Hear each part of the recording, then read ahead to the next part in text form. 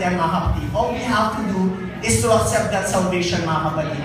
If hindi mo pa natatanggap ang salvation na binigay ng Panginoon mga kapatid, today mga kapatid, choose you this day mga kapatid who you will serve. The Lord has an opportunity for you this morning mga kapatid. Amen. So sa dami ng choices, sa dami ng pagpipilian na binigay sa atin, we have a generation na preoccupied, distracted, and very confused. Now let me enumerate sa inyo mga kapatid kung ano ang negative effects ng sobrang daming choices. Number one is paralysis. Amen. So the Israelites, 40 years in the wilderness, kapipili nila kung sino ba talaga yung sasambahin nila mga kapatid.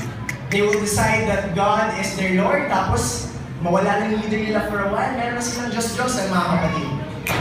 The thing about successful people mga kapatid is, bata pa lang sila na pag-decide na sila kung ano yung direction nila sa buhay. Yes, yes. Look at yung mga famous athletes, yung mga basketball player. Bata pa lang sila, alam nilang career nila is to play basketball.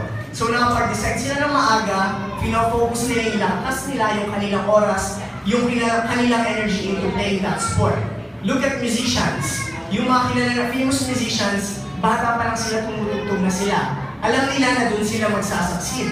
Pero if matanda ka na mga kapatid and you still don't know, decide ka pa rin ng decide na pa-paralyze ka. Walang progress sa inyong buhay mga kapatid. Gustong gamitin illustration si Sam Walton ng Walmart. Si Sam Walton, during his time, siya yung richest man in America. And siya yung nag-start ng idea ng parang grocery stores ngayon.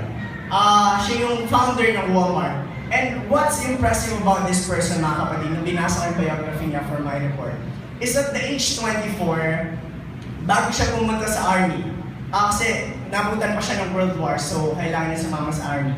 Bago siya pumunta ng army, nasubukan niya na magtrabaho sa retail, natusubukan niya ng business, and may namit na rin siyang girl. At the age 24, bago siya pumunta sa army, sabi niya, there are two things na certain na siya sa buhay niya.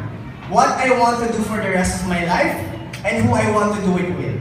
At 24, sigurado na siya na dito ako sa business na to. And ito lang yung taong gusto kong pakasalan.